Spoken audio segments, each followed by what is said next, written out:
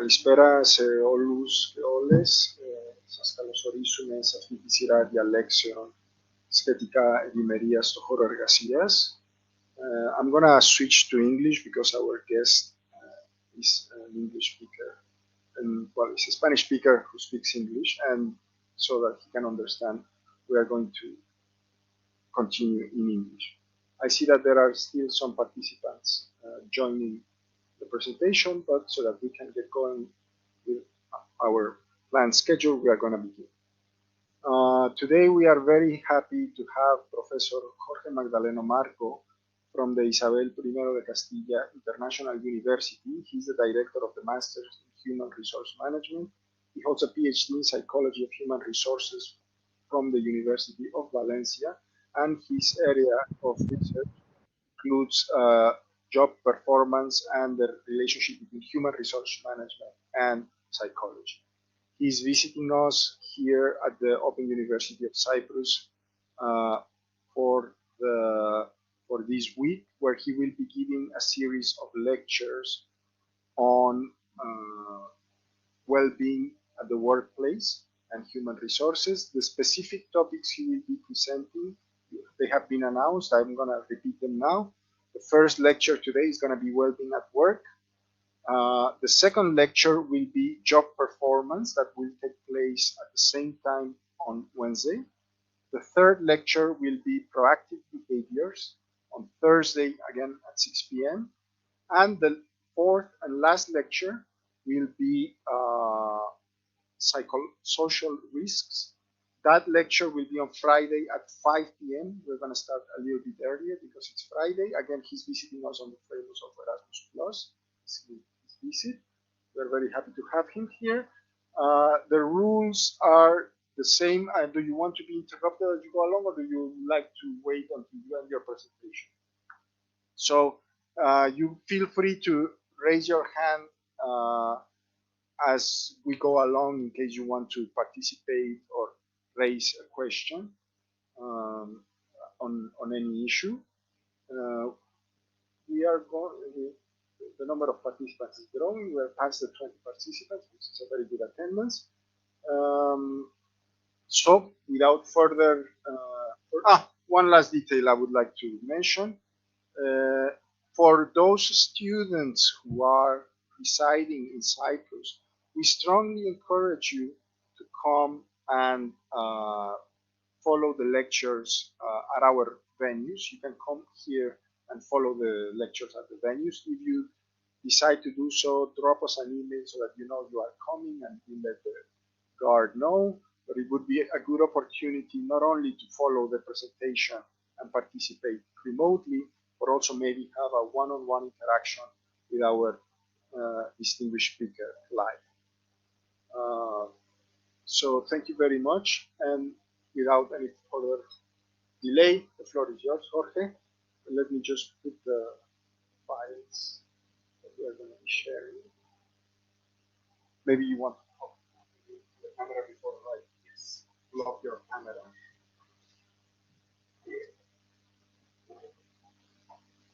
Okay. Good afternoon, everyone.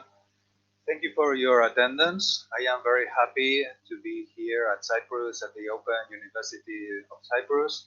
I'm very thankful for the university and the International Relations Department, and also, of course, to Erato, to Robert, to Constantinos, that have made this possible and have helped me all the way to achieve to be here, where I'm sitting right now, to offer these lectures on these topics of organizational psychology. I'm going to offer, as Robert was explaining, a series of lectures on organizational psychology.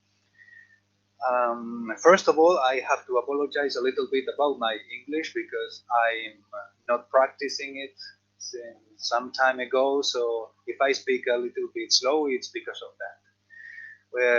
Without further ado, I'm going to start with the first presentation.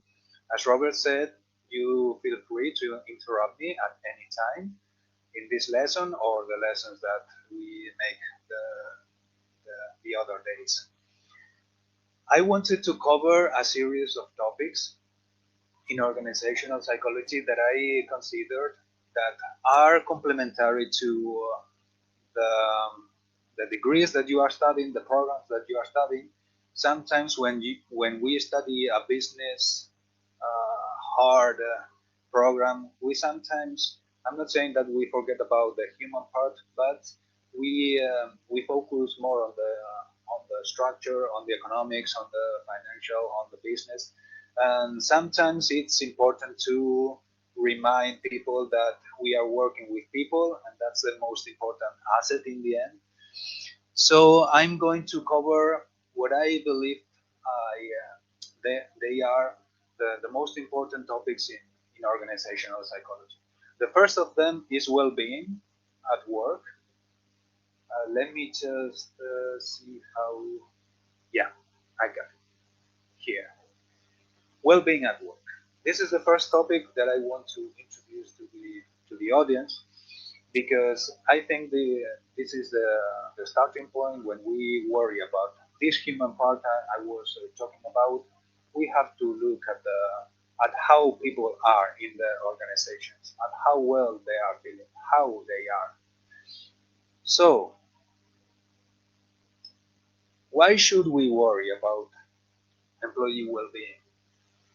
If you have any ideas, as Robert was saying, you can interrupt me at any time if you want to participate. I'm going to throw like this one some questions that you can answer along the way. We can discuss it. Please in English. I don't speak Greek yet, but we can discuss at any time, any point of the slides. Well, why should we worry about employee well-being? Well, there are several reasons. First, we are going to talk about the business reasons. First of all, it is believed to lead to higher benefits. Okay. Yeah. Well-being of employees is believed to offer organizations benefits. Why? Because it is believed to, in most cases, not always, but in most cases, well-being leads to a higher job performance, and then job performance is the key to organizational success, right? And also, because it reduces organizational costs. You see, all these variables are related to well-being. If you have employee well-being, you have less sick leaves, absenteeism, presenteeism, which is being at work without mentally being at work, turnover, low performance, strikes, mistakes, accidents, and many more phenomena that happen at organizations that if we have employees well, in this sense, we can avoid. But the most important reasons for me are the human reasons, the ethical reasons. Why we should worry about employee well-being? Because an organization has a workforce that invests most of their time working. It has to deeply take care of them. Employees are worthy, respectable human beings. So for that only reason, it should be enough to worry from the organization for employee well-being. But what is well-being? There are many concepts that fall under this huge umbrella of well-being at work. It has had a lot of conceptualizations. In this presentation, we're going to talk about the different parts or different concepts of well-being. But in general, if you ask somebody that is working, how are you at work? If he tells you, I am fine, he is saying something about his or her well-being. But is it the same well-being when we have these two examples? An employee, on one hand, says that he feels good at his job, that he's satisfied. He comments that his boss treats him well and the working conditions are good. He usually has a good time working. So compare this case to the other case that we see on the right, that says that another employee says that her job allows her to grow as a person and helps her find purpose and meaning in her life. We see different concepts here being mentioned. Although she sometimes runs into difficulties, the satisfaction of achieving her goals makes up for it. So there is even a little bit of suffering, but in order to achieve higher goals, it makes up for it. Okay. So as you can see, we can start differentiating two different kinds of well-being through these examples. And here in this part of the world, you know a lot about well-being actually, because the two traditions that encounter with the two examples that I just mentioned are the ones that come from Greek philosophy, ancient Greek philosophy. We have on the one side the hedonic well-being, and on the other side the eudaimonic well-being. The hedonic well-being is the one that focuses on the pleasure. Okay, the rule is to obtain the maximal pleasure and avoid pain as much as possible. We experience positive effect, negative effect. We focus on attitudes and emotions. Okay, but on the other hand, we have eudaimonic well-being, which goes beyond effects and pleasure. It is the importance of other values that go beyond mere pleasure, like virtues, meaning, and self-fulfillment. Okay, we are talking about optimal human function in that world. We are talking about goal achievement, and that would be the eudaimonic well-being. So on the one hand, pleasure, and on the other hand, more than pleasure. I mean, purpose, meaning, satisfaction of human functioning. As you can see, there are different kind of well-beings. You can see here some concepts that are related to each one of them. You see on the right that I introduced another kind of well-being because I made it small because it is still in debate. Some authors consider that social well-being is included in the other two, but some authors say that it is an independent one. Anyway, I put it here because it's on debate currently, so I have to mention it. Social well-being, we will see it later, relates to social relations, of course.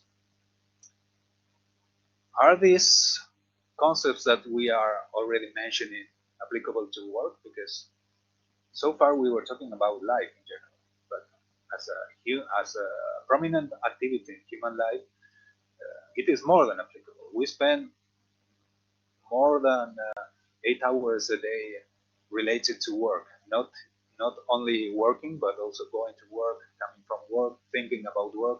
So well-being at work is very applicable to think about. We see here a general scheme of well-being at work.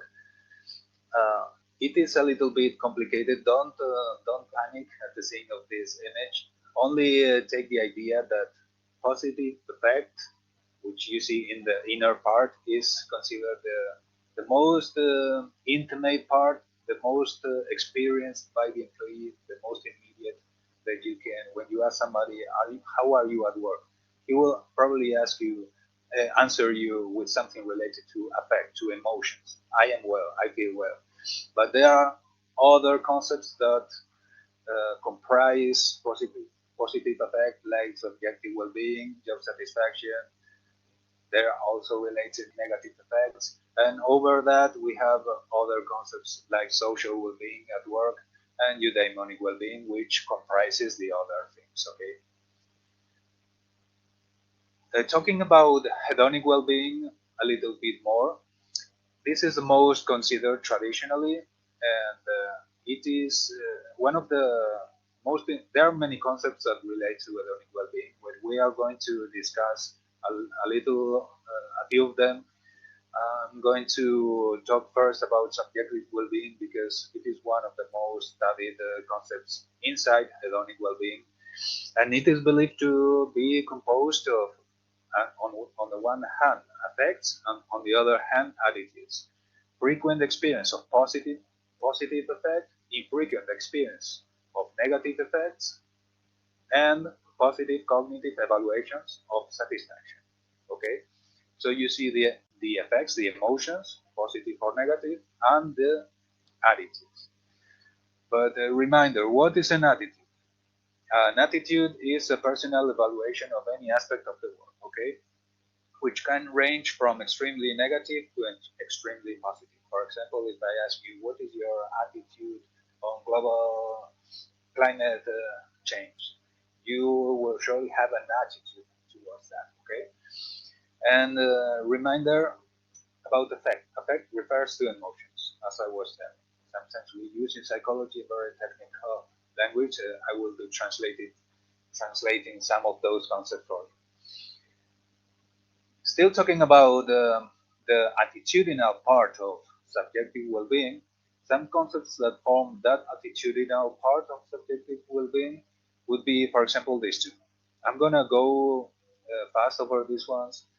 Job satisfaction is in general considered a general or positive emotional state resulting from an appraisal of one's job or job experiences.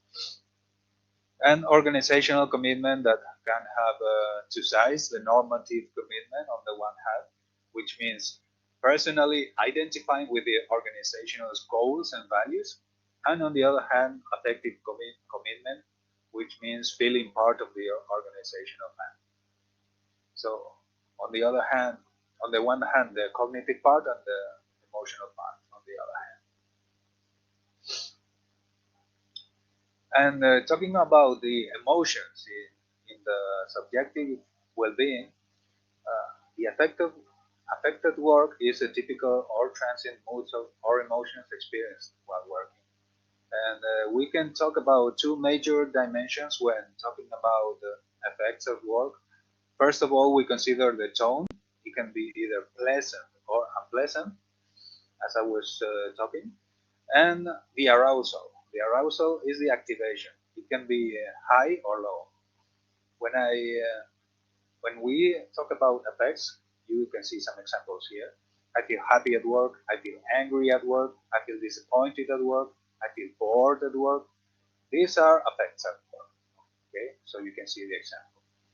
Here you can see the relation of the two dimensions that I was talking about, the activation on the vertical X and the arousal on the horizontal X. Okay, so for example, if you have an employee that is highly activated and has a pleasant emotion, he can be happy, he can be pleased, he can be energized, he can be enthusiastic. Okay. Afterwards, you can have the slides. I will ask Robert or Gerardo to share with you, so you can study these interesting diagrams more in details. Okay. And you can also ask me by my email that I will also share with you when we comment these issues more in detail. Okay. Now talking a little bit about eudaimonic well-being. The definition would be the ideal in the sense of excellence, a perfectionistic idea towards which one strives, giving meaning and direction to life. It is characterized as the person's engagement in the world, feeling able to achieve personally important goals, being able to influence one's life, and having vitality in interacting positively with other people. As you can see, we are talking about something more than just being satisfied at work or feeling angry or happy at work. There are here concepts that are usually oriented towards the future, mean goals, okay, self-fulfillment, self-actualization. As you can see here, focus on growth, purpose in life, meaning, self-concordant goals, which are the goals that are aligned with our preferences and values. Self-actualization, virtue, positive psychological functioning. As you can see, it goes beyond mere job satisfaction. A worker who is not just concerned with just being satisfied with the job, but looks beyond to what the job can offer in terms of personal growth, purpose, meaning to the life, would be taking a eudaimonic rather than hedonic approach. Okay. Yeah.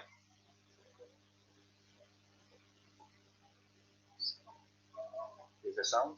Yeah. So, μπορούν όλοι οι άνθρωποι μας λέει ότι δεν ακούν πολύ καλά, that she doesn't listen very well. How is everybody else's experience with the noise so that we can identify whether it's on our end or at their end? Is anyone else having problems? If anyone else is having problems with the sound, please write it on the chat.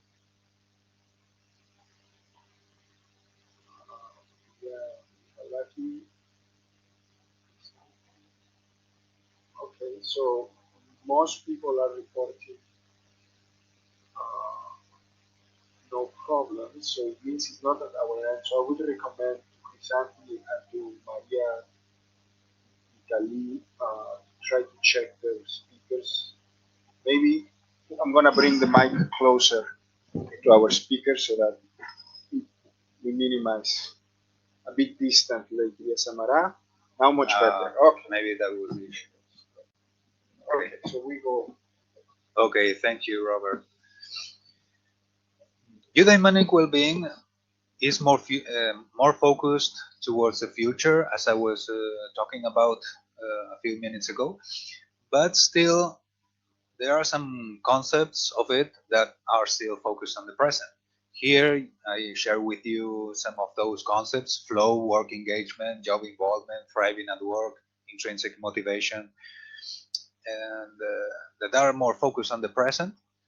But there are other concepts of eudaimonic well-being that are more focused on the future, like psychological well-being, personal expressiveness, meaning in life, and calling at work. Whereas hedonic well-being is just focused on the present, always. Because if you, as I was saying, if you ask somebody, how are you at work, and he answers, I am satisfied, he's talking about the present. He's not talking about the future, okay? Some of the concepts that I was mentioning, for example, that are interesting. I'm gonna go only with the first one here. Flow is a very interesting concept because it is a mental state in which a person performing some activity is fully immersed in a feeling of energized focus, involvement, and enjoyment in the process. That person is probably losing the sense of time and doesn't think about anything else that is not related to the task that he is doing, and it's like being involved in a cell where he or she is working in something in detail. As I was telling, later you will have the slides and we can go more in detail through these interesting concepts. Social well-being, as I was saying, some authors also introduce this concept.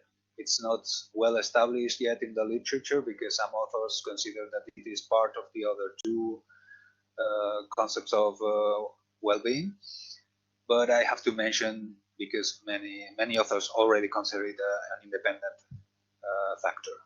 It is consistent with basic need theories in psychology that acknowledge the importance of social relationships and also, of course, at work. Aspects that seem important factors of social well-being: emotional support and instrumental support. I mean, helping somebody when requires help, giving and receiving social support, encouraging someone to be able to overcome difficulties, having strong and satisfying relationships with others in the workplace, feelings of belonging to and being embedded in work communities, group cohesion. So all these concepts would be related to social well-being. Okay, now that we have made an overview of what well-being at work would be, we now ask ourselves how to measure well-being at work. There are many measures of well-being that you can use. If you are interested, you can write me later and I can send you references. But sometimes we forget that when we want to know something about the employees that we have in our staff, the fastest way to achieve this is to just ask them, and we can ask them questions like these ones that you have in the screen.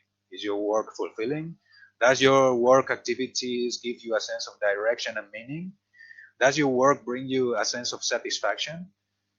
Okay, and if you guarantee that the questionnaire is going to be anonymous and confidential, you should have honest answers. As you can see here, we are introducing questions that relate to hedonic and also to eudaimonic well-being. I made that in purpose to give you ideas that we can ask with different things about all the concepts that we have been seeing in the session. But most important, how can we promote well-being in our organizations? Okay, I'm going to give a hint of some interventions on well-being. I'm not going to go in detail because it would be a very, very long presentation. But as I was saying, I'm open to commenting with you through email later or in the question section. I'm going to introduce two of these interventions, and then I'm going to introduce further ideas how to promote well-being in our organizations. Okay. The first of these interventions is based on the 5 ways to well-being designed for the general community in New Zealand, but can be applied at work, as you are going to see. The 5 ways that these authors et al. In 2008 proposed are the following. The first one is connecting with others.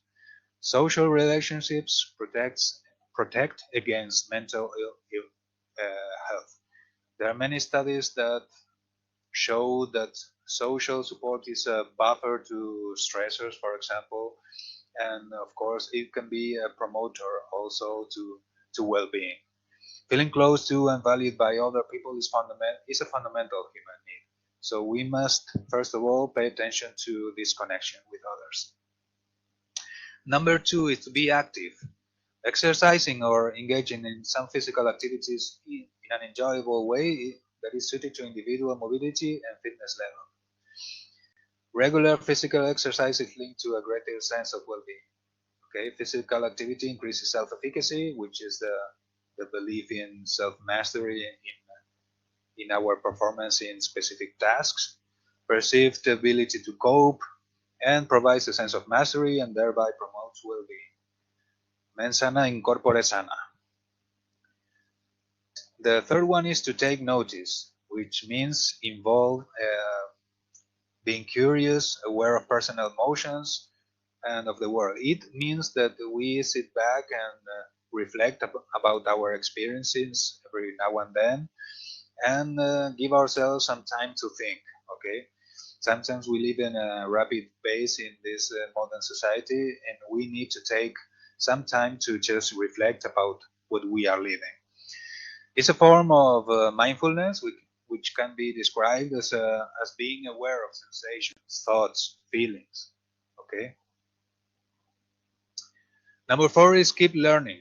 It involves trying something new or setting a challenge that one will enjoy achieving. Learning something new, studying a degree, studying something by your own.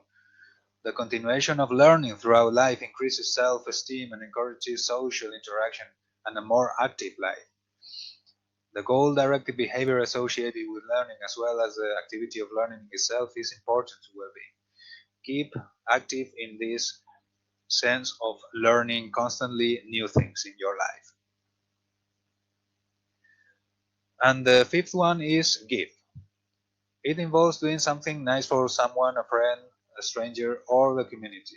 Give back to the wider community, something that we have received from the community or something different that can help the community or another individual. This is closely related to individual employee well-being. It creates a sense of connectedness with others, which in turn promotes well-being by being intrinsically rewarding. So, as I was saying, these authors and later Kiman et al. In 2017 designed a game. I'm not going to go through this. You can read this later, and we can discuss it later. But they prepared the game in order to make participants more aware of these 5 points and make them reflect and develop about these 5 points and how they apply this in their work daily life. Another intervention that I'm going to mention, the second one, is based on the strengths approach. And what is the strength in this area in psychology? The ability to provide consistent near perfect performance in an activity. So for example, if you are good at sports, for example, you have the strength of sports, okay? And this intervention has 3 steps. discovery, integration, and action. I'm also going to be quite fast because, as you can see, the slides are well filled with text that you can read later on. But I'm just going to go on the outline of this.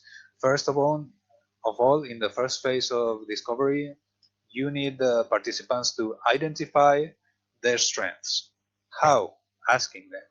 For example, with a survey, asking them about their strengths and to identify what they are strong at. And after that, the participants complete a short questionnaire asking participants to further reflect about this strength. As you can see, it is the same logic as before, making people aware of assets they have, and by asking them things like, for example, as you can see on the right, what do you think about the results of the questionnaire? Does it confirm in some way what you already knew about yourself? Are you surprised in any way? This is the part of discovery, arising these strengths that people have so they can be aware of the strength, rise their self-esteem, their self-efficacy, etc. And in the end, the well-being.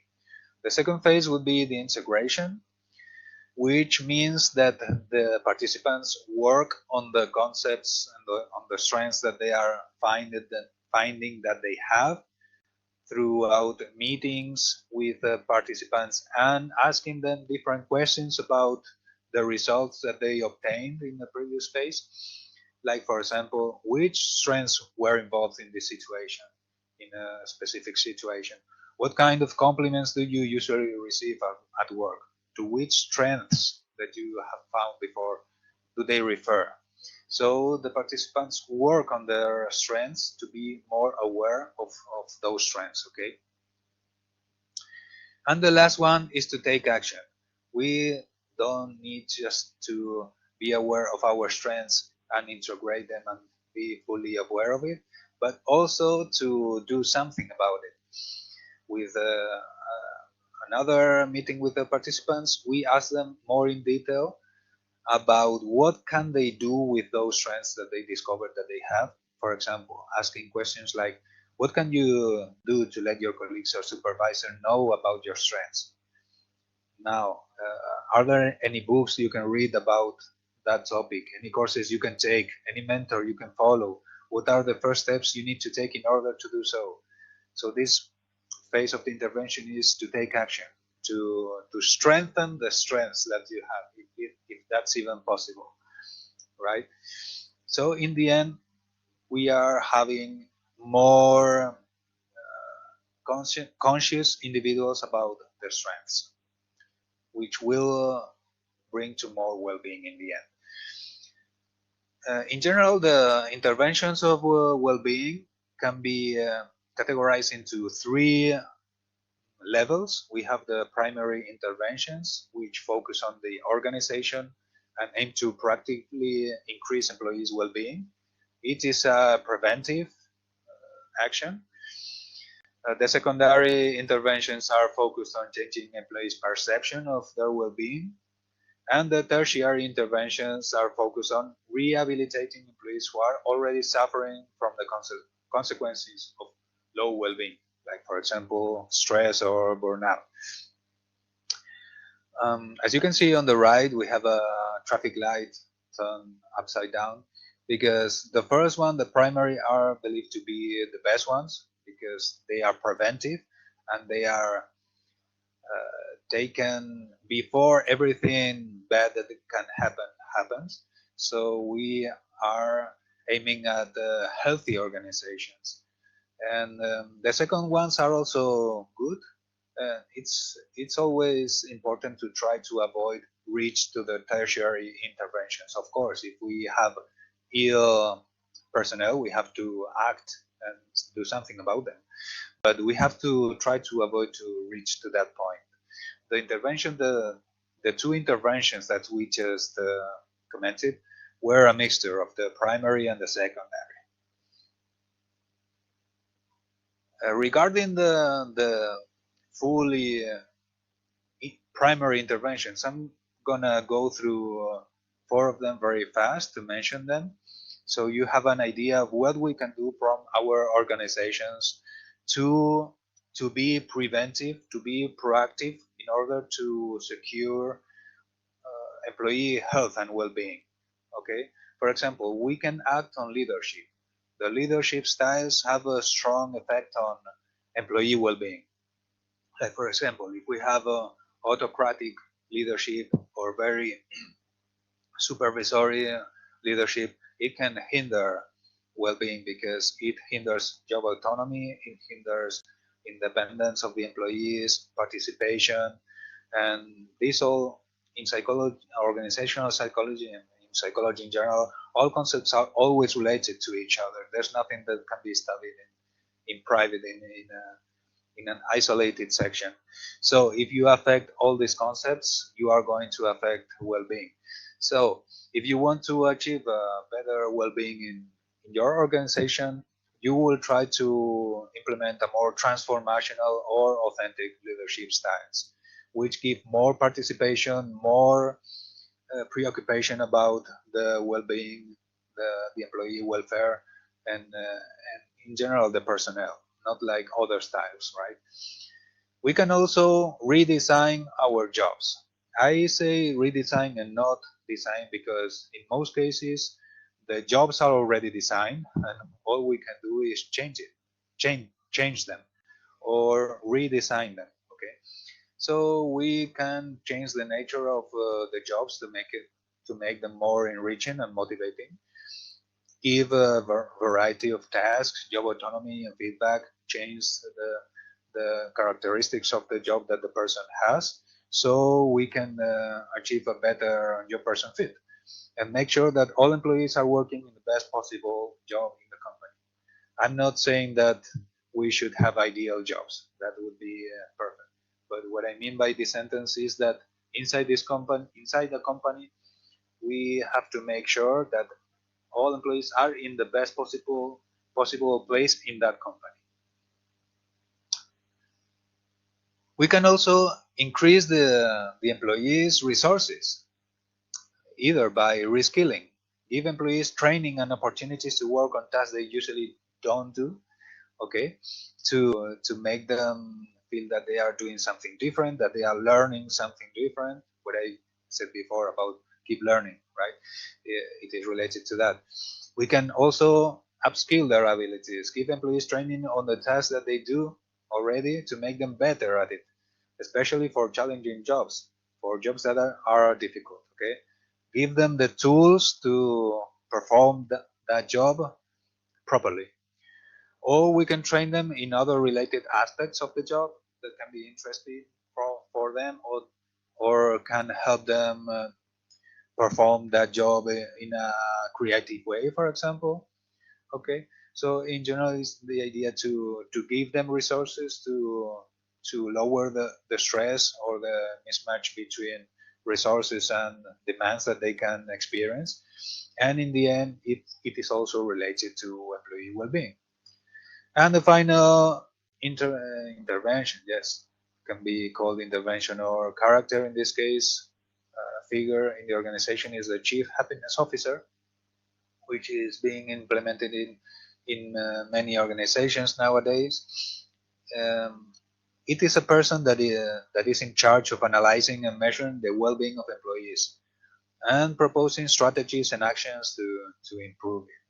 Okay, the idea is not that we have a therapist in each organization, but a person that collects all the worries, the preoccupations, the comments that the people can have, new ideas, creativities to improve the procedures, anything that can be related to employee well-being, and channel it to to the the to the correspondent parts of the organization, so they can do something about it and transform it into organizational strategies to improve that employee well-being. And that would be an overview of the things that we can do in organizations to increase employee well-being. As we have seen, we have primary and secondary interventions that try to improve the situation of the employee well-being, and also change the perception of the employee, because sometimes the employees have a negative impression of their lives at work. For example, they have a negative attitude or evaluation of what they do, of their situation, and if we make them reflect about their situation, they might find out that it is not as bad as they thought. But in most cases, it is more optimal to change the things that affect the employees from an organizational point of view level, so we prevent our staff to be with mental health issues that can be even transformed into physical health issues, and with interventions like the ones I was mentioning related to leadership, to employee resources increase, to job redesign, and introducing characters like this one of a chief happiness officer. This was my presentation for the first lecture of this series of lectures that I'm doing this week. I wanted to make it a little bit fast because I'm not sure it is the best time for all of you to be fully attentive to hard lessons, in because I could go in detail more of the concepts that I went through in these presentations. But as I was saying, I'm open to write, to interchange emails with you, to have discussions with each one of you in more detail through email, or even now, if you have any questions, we can discuss now. Yeah, okay. So if you have any questions, we can discuss. You can raise your hand. We can discuss right now if you have something to discuss.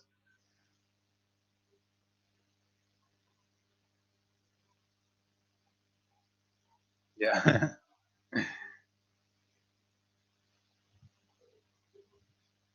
So thank you very much, Jorge, for this very interesting first presentation. I think it was a concise, but it gives a nice flavor of what is to come. And I think it was a very nice overview of the topic.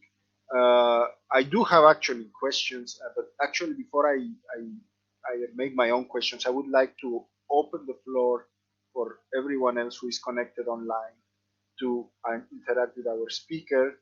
The best way would be if you raise your hand the same way you know how to do it, and open your microphone and make your question. Or if you prefer, you could also type your question in the chat directly.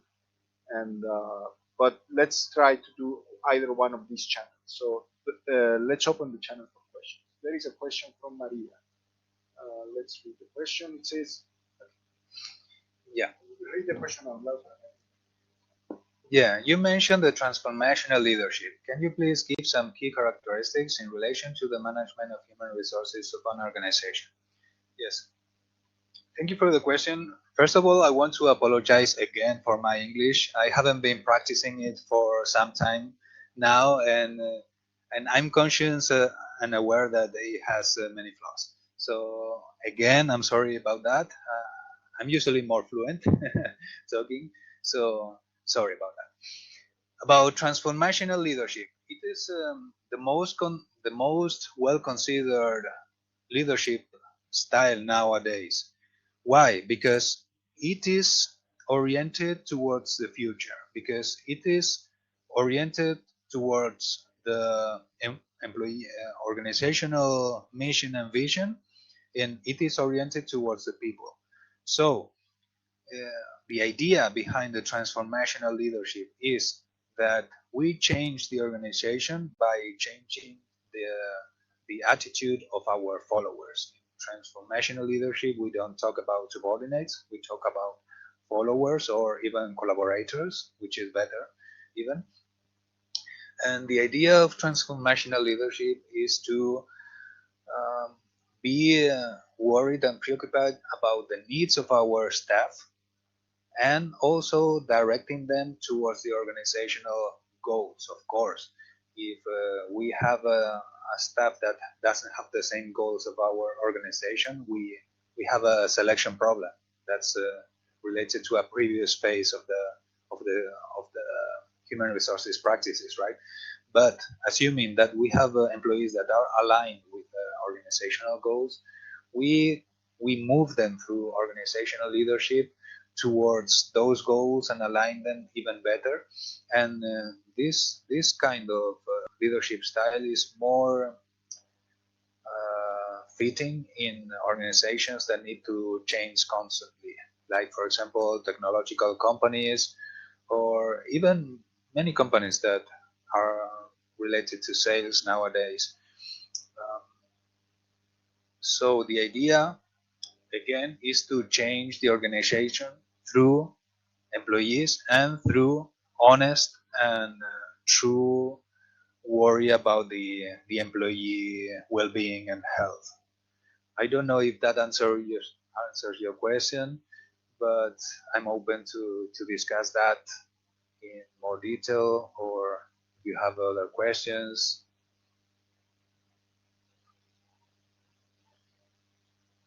Yeah, thanks to you, Maria. If anyone else wants to ask something else, also Robert says.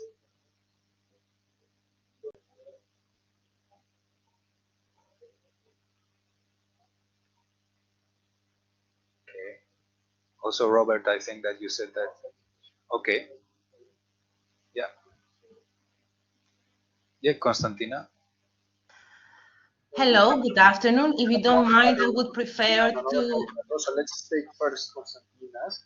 Do you Yes. want to open your microphone, Constantina? Yes, yes. Can you hear me?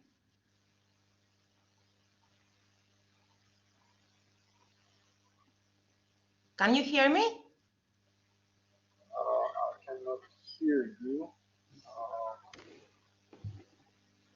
Oh, Erato can hear you. Here, let me do something here because at the room where we are having a hard time. Hola. So can you talk again, please? Hola.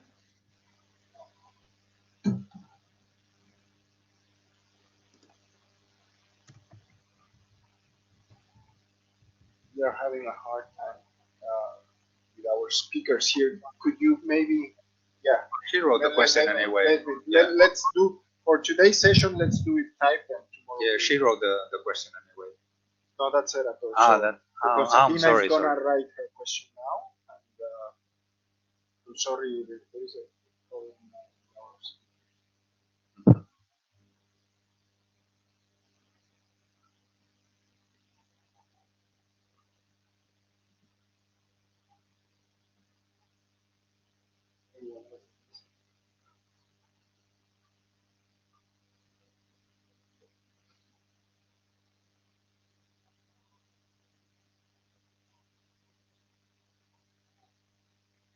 So maybe while Constantina writes her question, there it is.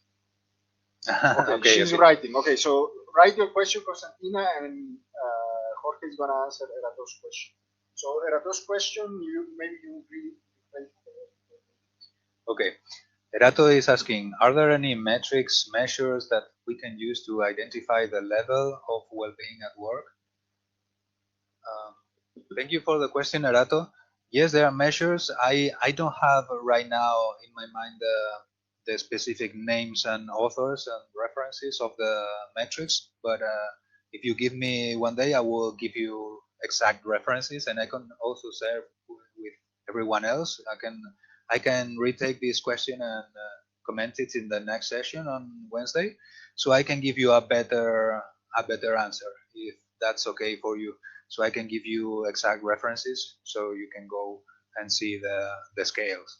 But there are. I can tell you that there are to measure well-being at work. In this presentation, I only showed a very brief questionnaire. It's an extract of a questionnaire to make you aware of how can it be, or what can it look like, so you can have an idea. And I wanted to focus more on the interventions because I thought it was there was more to comment about that. But I will retake this question to answer the next day. Thanks to you, Erato. So if Constantina is still writing her question, Constantina is still writing her question, so I will actually go ahead and make my own question. So let me be a little bit play the devil's advocate on this. I'm an economist, so I'm gonna try to take it from a different point of view. So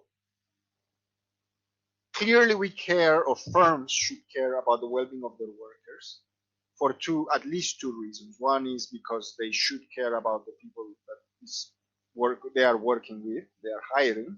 And the second reason, it should be because it will also improve the performance of the firm according to financial standards. Okay. So my question is, to what extent the literature has quantified these two dimensions of well-being in economic terms? So one dimension would be, of course, there would be financial or economic productivity gains to the firm. That's one side.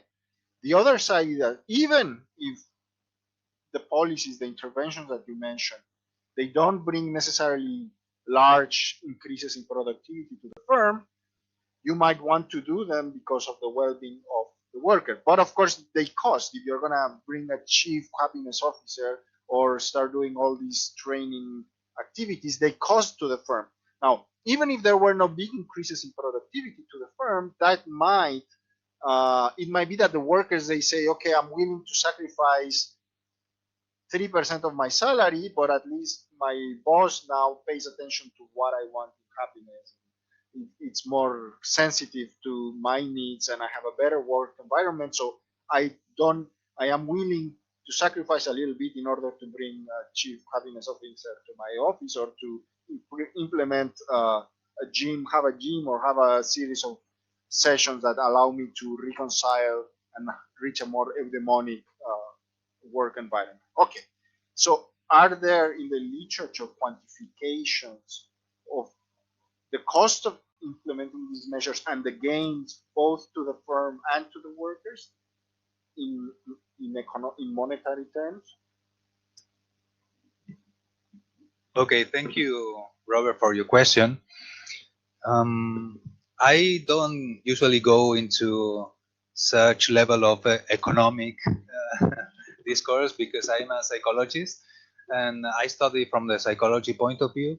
But this issue has been studied in psychology also because it relates to the traditional question that is always assumed that it's a fact that happiness, or well-being in this case, leads to job performance.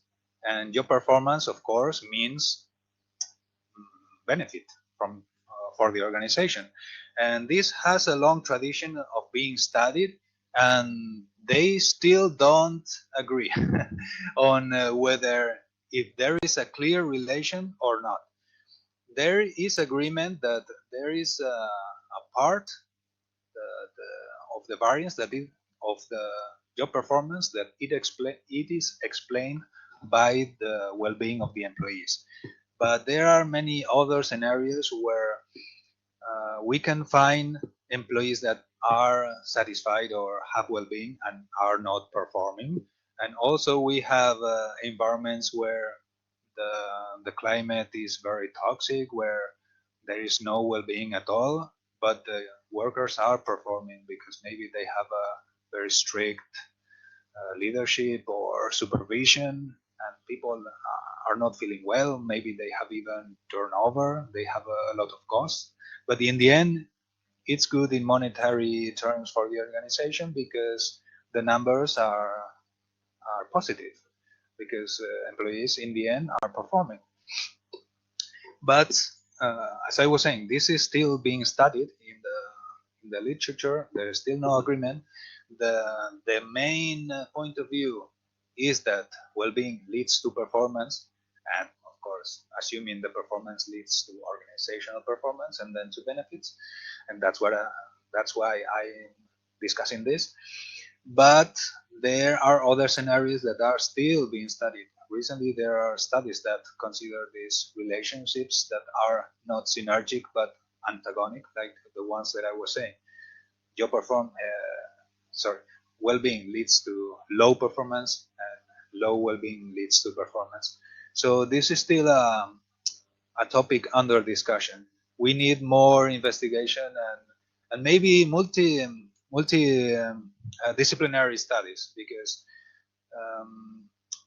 you, Robert, introduced the economic point of view, and sometimes in my field we study only what is interesting for the employee, which is the well-being, which is the performance, which is the satisfaction, the health, and sometimes we forget about the structural part, the organizational part.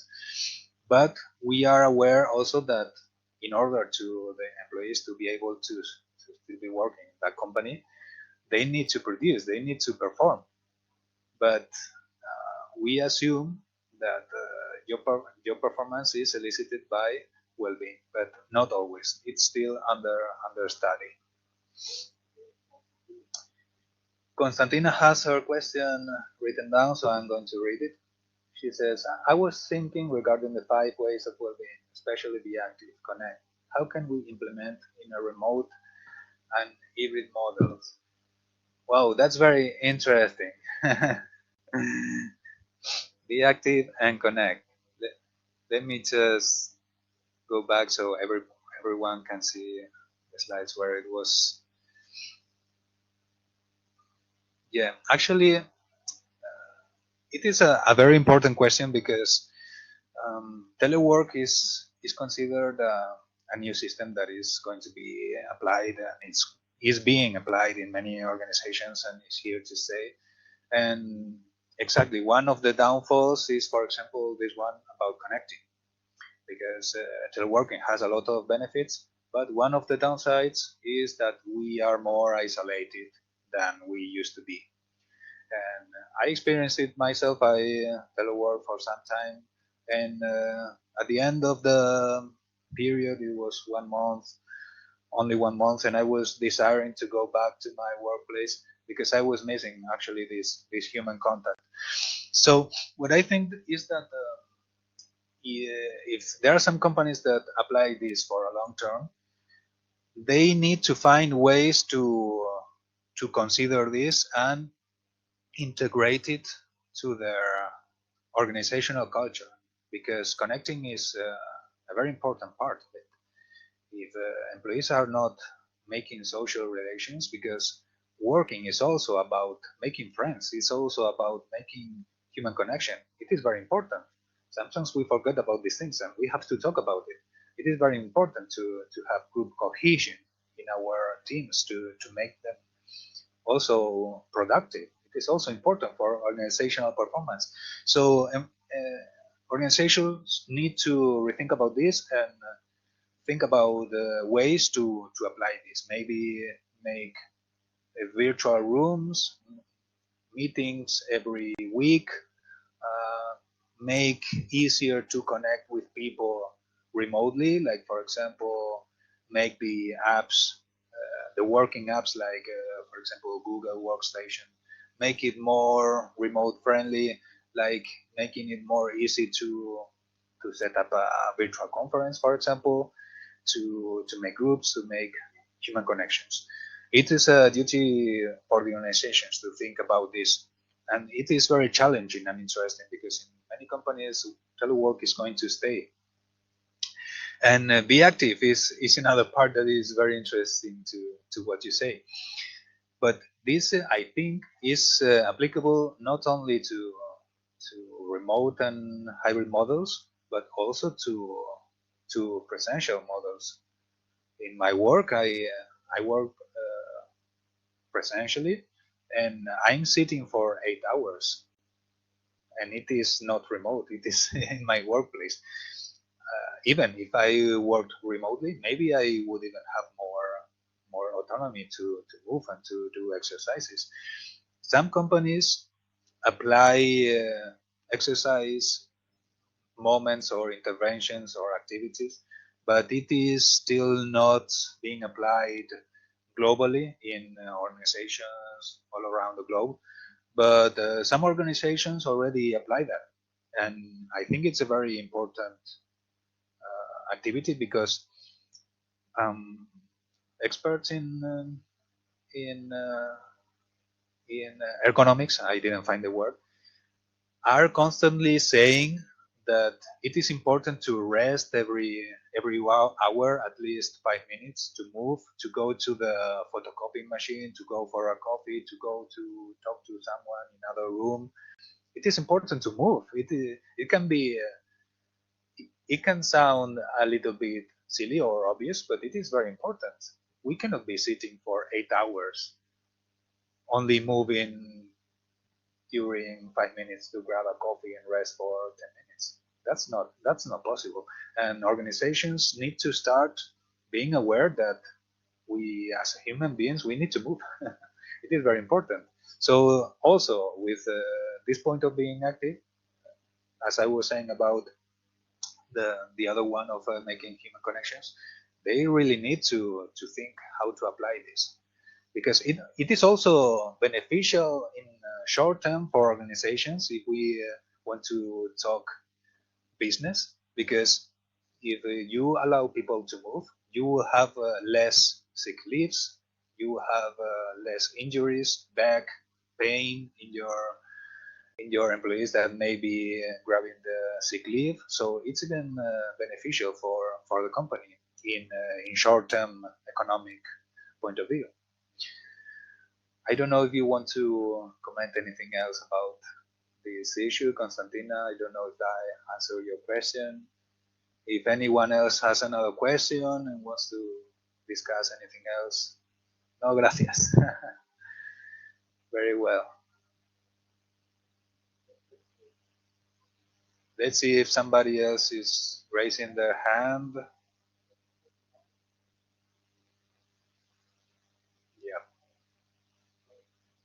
I don't know if Erato, you are speaking because just to let you know that we cannot hear what you are saying, so okay, there is a comment by Maria. Yeah, teleworking is a huge thing actually, not only because of COVID. That's totally true. COVID made a lot of changes in many things and changed also the structure of our work. So it's a challenge. It's a challenge. Experts in ergonomics and work engineers need to find ways, as I was saying, how to achieve well-being and counter the downsides of teleworking, because it's here to stay in many organizations. Yeah, I agree. Anyone else wants to comment something? Wants to ask something?